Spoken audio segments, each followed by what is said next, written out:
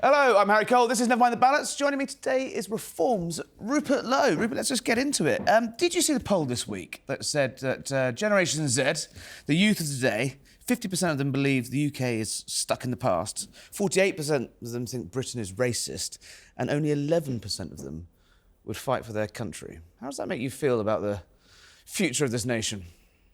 Well, you're right, Harry. I mean, there's a lot of young people who are very concerned about the way the country's going, and I honestly don't blame them. And if you look at the Uni Party, as I call it, it's... the Tories and the Labour Party. Tories and Labour, the Blues and the Reds, who are... Purple, you might call two them. cheeks of the same backside, however you want to Your words, not mine, but yep.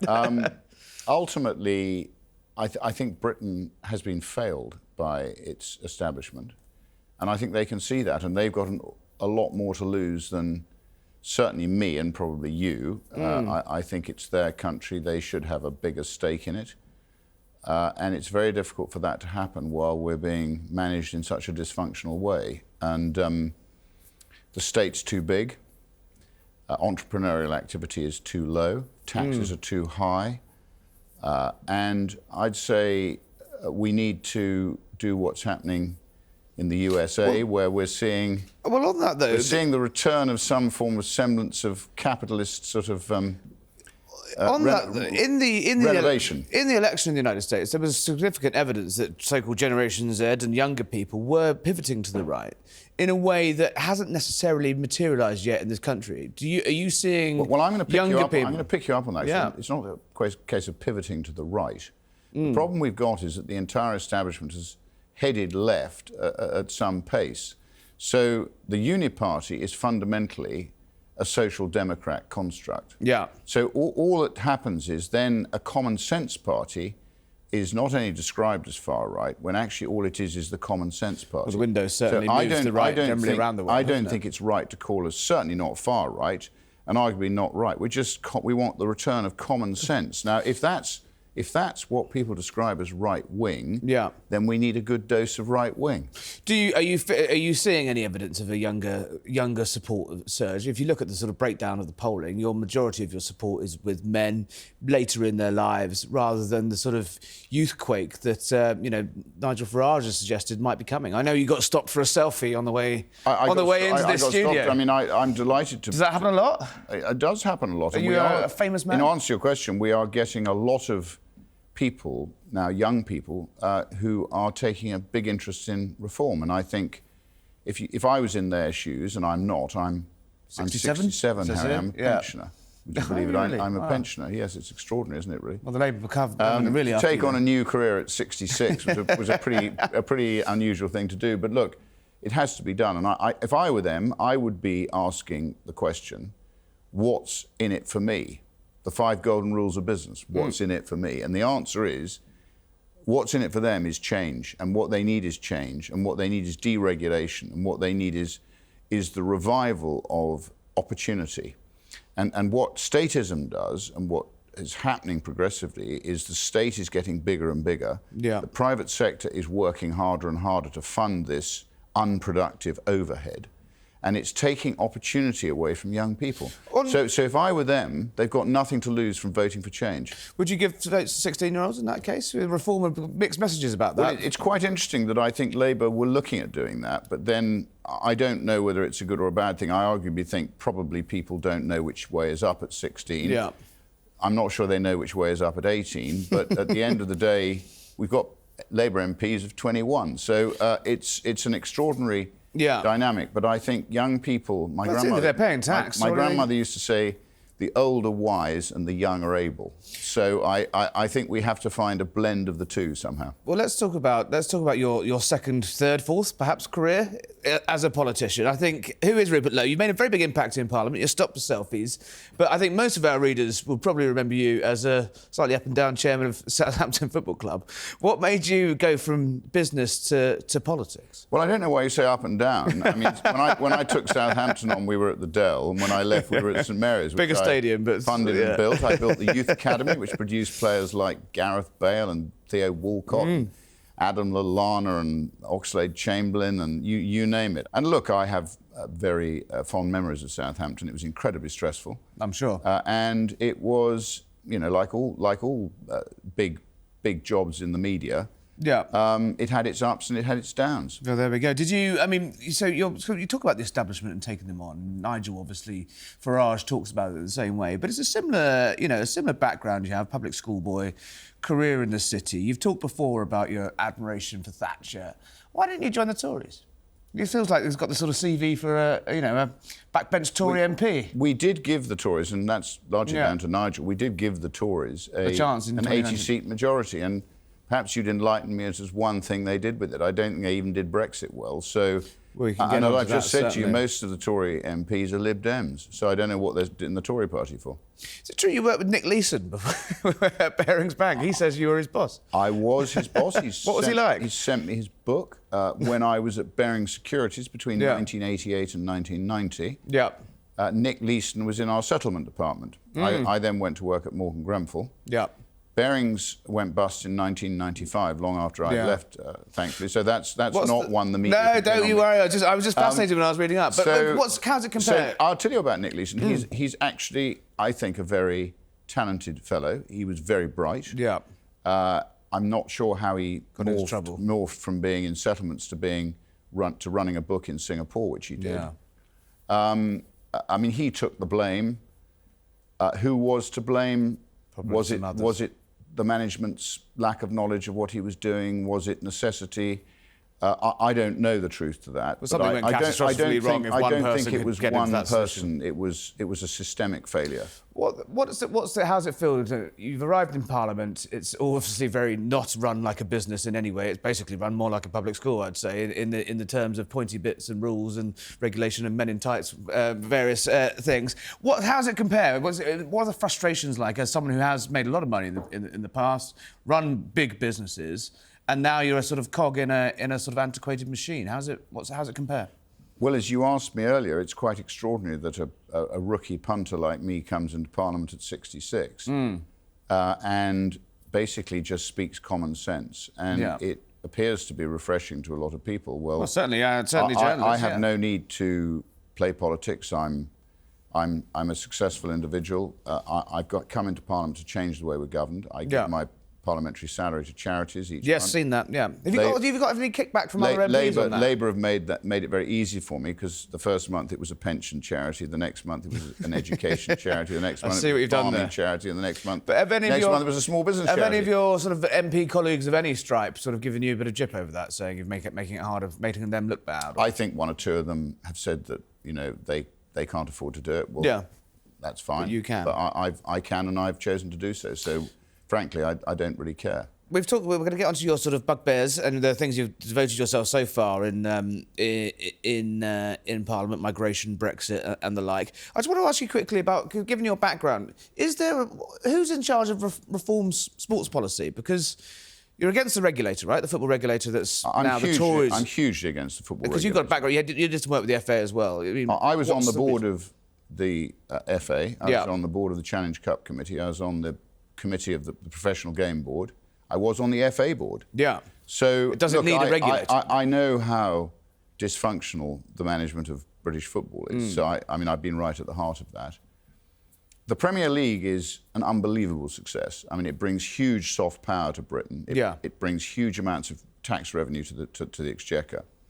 And if you look at what happened when we started regulating our incredibly successful financial markets through the Financial Services Market Act of 2000, and then that morphed into from the FSA to the PRA and the FCA, they have undermined and destroyed our capital markets. So London as a financial centre has been destroyed by regulation. Yeah. And it makes me laugh when Rachel Reeves talks about regulating for growth. Yes, I mean, you those don't two words regulate for growth, Harry. You deregulate for growth. Bring in the regulators to find out growth. So in answer to your question, I asked a question in the House. I said, well, will the government take responsibility if football goes the same way as our financial markets after they introduce a regulator? Yeah. Will they take responsibility for it? Because it built itself up successfully without any interference from government or the state. It was light touch, self-regulation, which built the Premier League.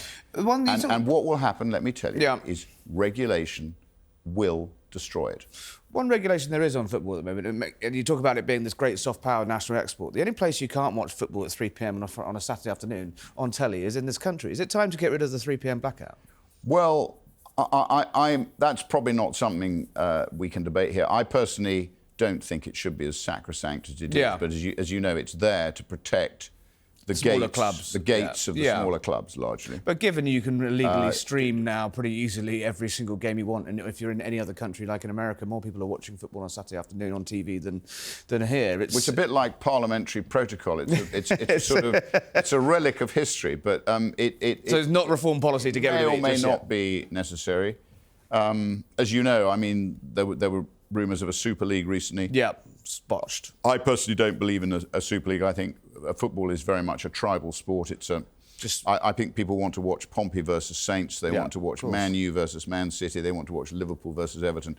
And I think you go away from that at your peril. So I think it's nice to have some international competitions. That adds a flavour. But if you start to undermine the entire base of British football or English football, because as you know, Scotland's a different football country. I think you do that at your risk. We'll talk about international competition then. Let's go for it. I mean, obviously, it looks to me, having looked at your CV, it was about Brexit for you that made the transition from business to politics. You stood for the referendum party in '97, I believe. Well, the first time I got involved, I was, as you know, I was in the city for 20 years. I was at Bousted Commodities, Phillips and Drew, Morgan Grenfell, and Baring Securities, as I told you earlier.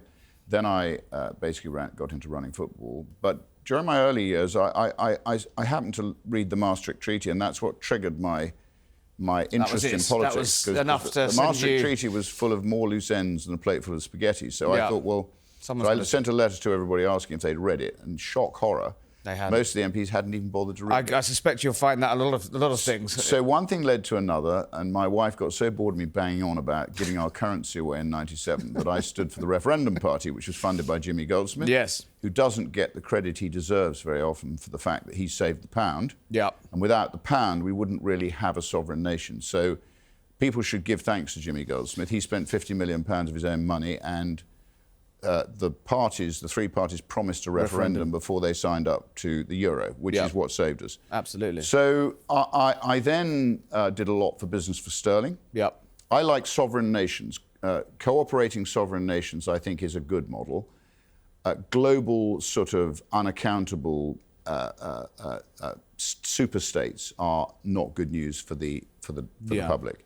So I then got interested in Business for Sterling. Then I did a lot for Vote Leave. I've got a thank you letter in my loo from Boris Johnson, Gisela Stewart. Is that where you keep it? Is it? And people like that. So then I did obviously got frustrated with Theresa May, and Nigel had set up the Brexit Party. I happened to email Nigel, went and saw him, and ended up standing in the West Midlands. I was elected an MEP. That sounds like a good lunch, doesn't it? Well, it was a cup of coffee, actually. Oh, wow. Then we thought we'd got out of Europe, and then Boris did Boris an 80-seat majority, and Boris did a pig deal over Brexit. Who do you blame for that? Do you blame the Tories entirely? He left us half in Europe and half out. Well, Could anyone have got a better deal on those at that time, though, on those I terms? think if you were a negotiator, you could have got a much better deal. Who do you blame for that? Europe is not as strong as it thinks it is. And actually, with what's happening in America, I think Europe is now living its last dying sort of thrashings of life. I think it will disintegrate because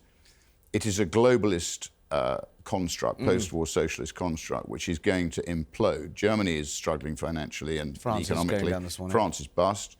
And you've got this sort of huge homunculus of countries which is dysfunctional, and I think it will fall apart. The euro will. But you could argue, though, whatever the terms and how imperfect they were of us leaving, it's better to have got out on these terms. Well, we have a huge trade deficit with Europe, massive trade deficit with Europe, and our trade is quietly growing everywhere else, even though we haven't really had Brexit. So I think the decision of the British people, and it was a democratic decision. It wasn't a decision that was forced on anybody. It was a decision of the democratic majority.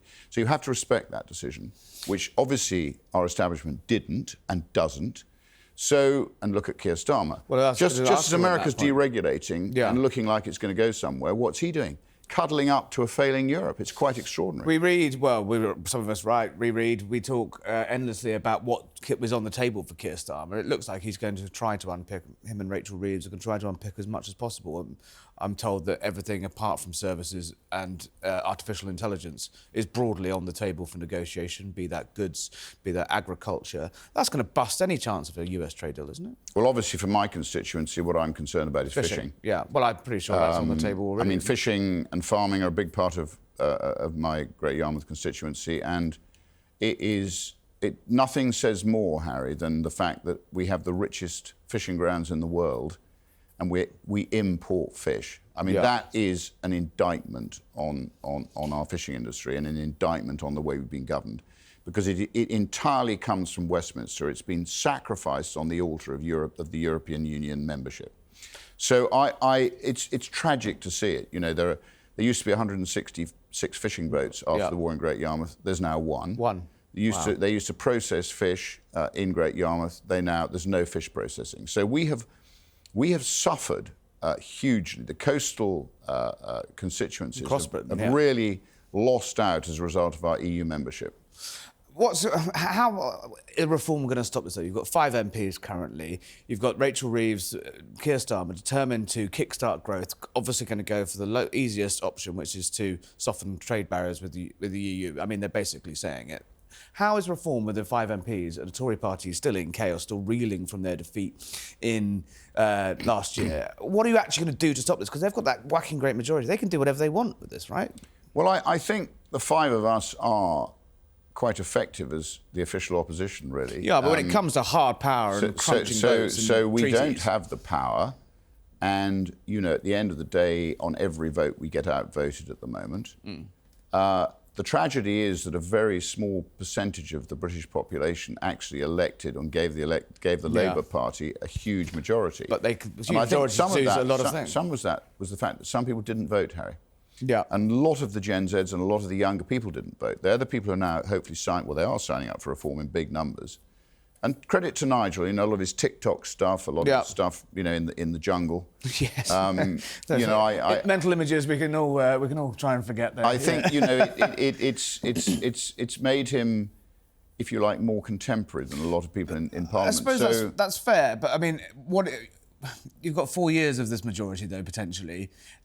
They can do a lot of damage, in your view, to the country that you're not going to be able to stop, is, I think, the point I was making. Well, the damage actually was done by Tony Blair and Gordon Brown, then by David Cameron, and then, obviously, by Theresa May, and latterly by Boris. I mean, actually, Boris presided over...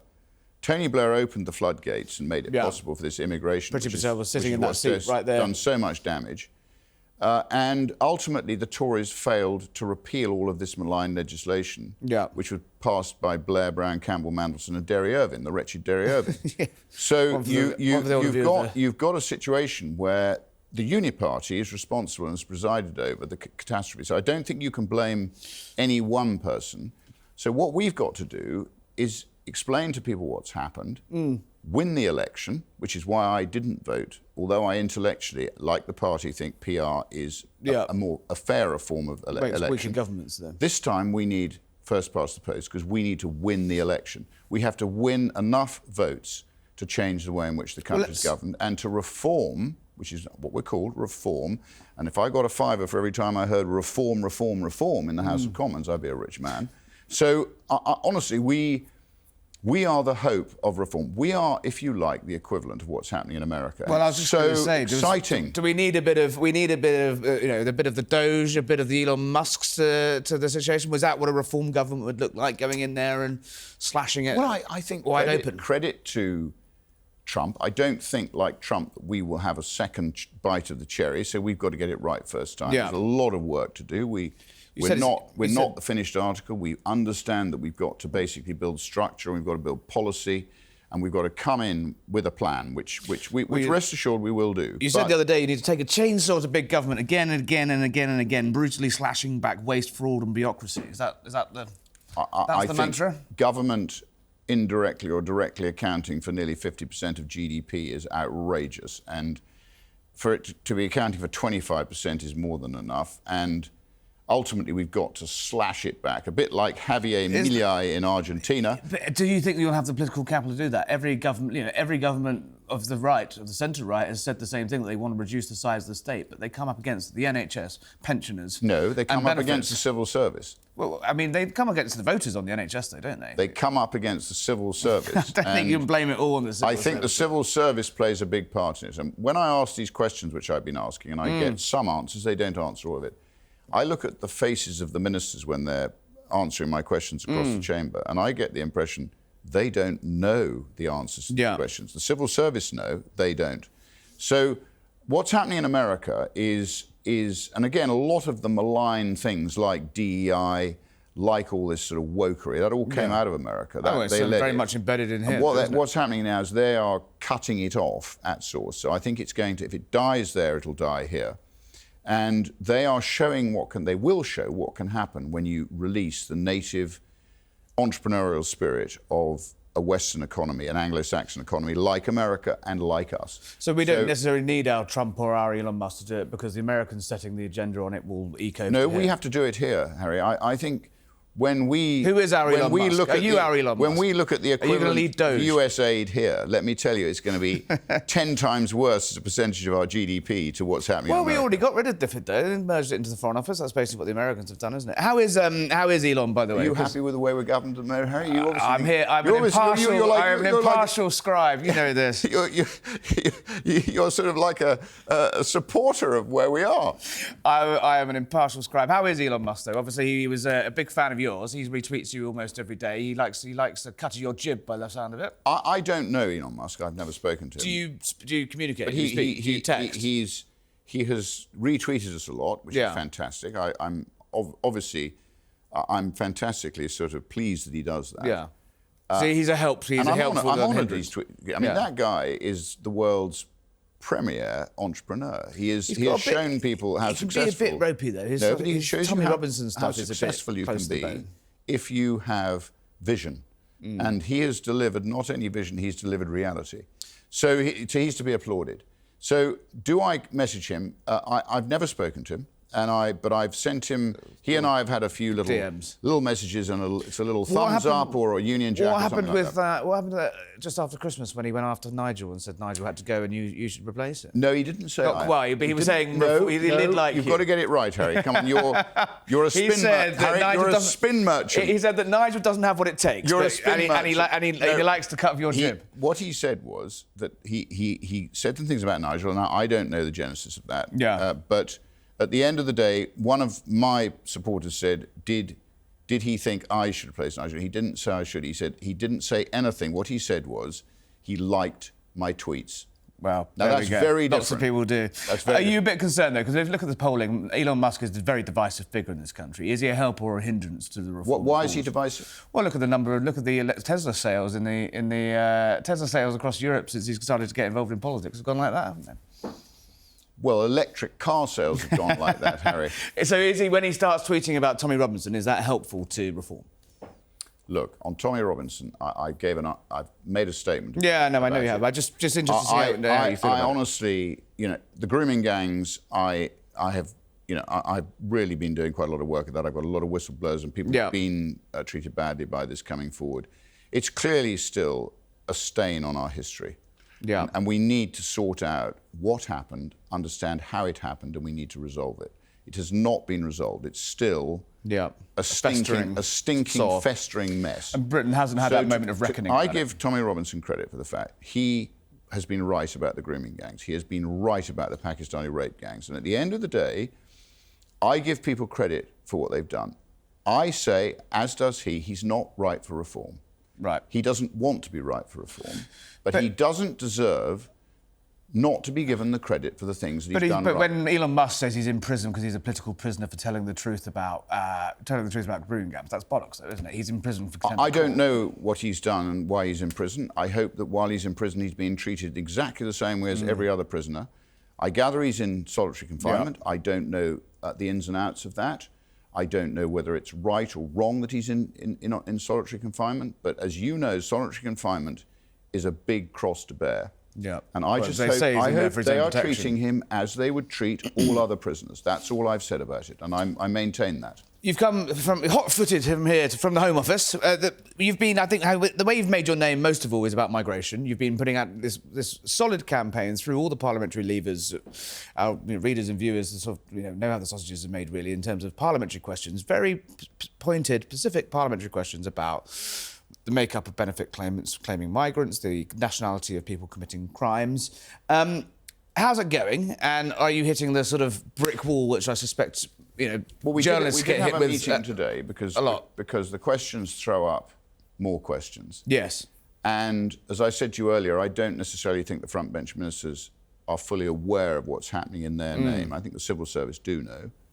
But what I can tell you is that the DWP, the Department for Work and Pensions, They have the stats, right? is handing out money like confetti. Do they know where it's going? Arguably, up to 80% of what they're handing out, they shouldn't be handing out. So there's obviously going to be people who need help, and we have to help them. And that's obviously what you do in any civilized society. But you equally don't give it to the people who don't either need it or deserve it. And what's happening in our name, and let's remember that government is the servant of the people, it's not the master. If you're elected to government, you're elected to serve the British people. They are the boss. And what's happening here, and I've said this today in the meeting, is I don't think the government is taking enough interest in saving or stopping the waste of taxpayers' money. And as you know, other people's money is very easy to waste. And I think there's, across the board, we need to tighten up on every single aspect of what the state is doing. So whether it's the contracts that they're signing on, managing these migrant hotels that I profoundly disagree with. The ones you've said need to be shut immediately. I would detain and deport illegal migrants. They are illegal migrants. But how? They are economic migrants. Most of them are not asylum seekers. That is almost certainly true, but how would you do it? How would you do it, though, without... how they welcome them all. We as a country, Harry, are being destroyed by this uncontrolled immigration, and some of it is due to legal migration, which, as I've just said, which you do have the lever. The government does have the lever. Boris presided over the hugest increase, probably the greatest increase in our history of legal migration, having told the British public that he would control migration. David Cameron the same. So look, these people did not do what they said they'd do. And as a sovereign nation, the first thing you have to be able to do is manage your borders. I don't think there's anyone on the Tory benches and the less nutty parts of the Labour benches that would possibly disagree with you on that. There are easy levers you can pull. People might squeal, but there are levers you can pull to control legal migration. That we know. There might be job shortages and a GDP hit in the short term while you do it. But the tricky issue of illegal migration... No, Harry, our GDP per capita is going down, not up. Exactly. Well, maybe it will go down faster. It's going down. And why is it going down? Because we're bringing in unskilled workers. On the illegal side. And we've got 9 million people of working age who are not working. I know that, but on the illegal side, you've said you'd shut migrant hotels, you'd detain and deport immediately. The Tories tried this, they could not do it. They are constrained by the ECHR, they're constrained by the Refugee Convention, they're constrained by international law, be that maritime law, all the things that you say you want to do. All of those things have been tried and have been proved to be impossible. We couldn't even set up an offshoring processing in Rwanda without it being dragged into the courts. How will reform do it where everyone else has failed? Well, that's where we have to, as I said to you earlier, listen carefully. I listen very carefully. What we have to do is to have a plan to repeal. The Great Repeal Act has to happen very quickly, and we have to repeal a lot of the malign legislation. All at the same time. Take the fight in one go. In one go. And we have to sort out our own ability to manage our borders. And that means, obviously, acts like probably the Race Relations Act of 65, probably that's going to be massively controversial. The human rights. It's a huge amount of work. Probably the Human Rights Act. Can you imagine the hows of the BBC, Act, the Guardian, the Labour Party, the British establishment? If the British people vote for it, that's what should happen. And that's what a reform manifesto is I heading don't care towards, what the Guardian thinks, do you? I really couldn't care less. It's not my go-to What paper. I care about, if you're elected by the public, you care about what the public thinks. So the plan is... The public, Harry, is the boss. The public is the master. The electorate, in a sovereign situation, they are the power. Once every 5 years, they get the vote. Yep. And they are the boss. So all of this is going to be quite clearly has to be put into a manifesto, a charter, whatever you want to call it, because without that, you're not going to be able to even begin to get it through. It all has to be properly planned. And you're doing that? It can't be done. We're working on it. Will you come back and tell us about it? A bit like the Tories tell us, they can't tell us their policies yet, but they're going to, Kemi being an engineer, I think, they're going to engineer them. So we are 5 people. Yeah. We are now polling, we're now leading the polls. So we have to change from being a protest party to being a party that has credibility. And you think you can do that in 4 years? Lots of work. It doesn't mean me giving you a soundbite answer in 5 minutes. We have to think about it, we have to agree on it, and we have to put it into a document which people can read. Have you read our contract with the people? You know what? I'm sad enough to admit I have read the contract with the people. Have you read it? I have, yeah. And what did you think of the contract with the people? Well, you can't get rid of Nigel Farage, but apart from that, it looked all quite sensible. Well, I'm interested in the policies. I mean, I wrote the business and the agriculture and a bit of the fisheries with June Mummery, but what was your view? I mean, most people haven't read it, but when they do read it, they say it's Thatcherite in construct. Do you think will you be going into that level of detail, or is it not as simpler and easier to have? We'll be going into more levels of detail, unless we think we need to surely a cleaner bullet point. Here's what we're going to do. This is what we're going to need to do. Back us or sack us. Well, we're working on it at the moment, so it's work in progress, and it's a huge job. Now, I hope that we will be able to do it in a timely and well-structured way. We don't want to be shooting from the hip. We're only going to have one shot at this. We're not going to have the benefit. Donald Trump had 2 goes. He sort of worked out. The second go seems to be going over better his than first the term, go. and the second term he had 3,500 people ready to go. And I think what's happening in America is incredibly exciting. So what's happening with US aid? Look at the amount of taxpayer money that's being spunked up against the wall. Yeah.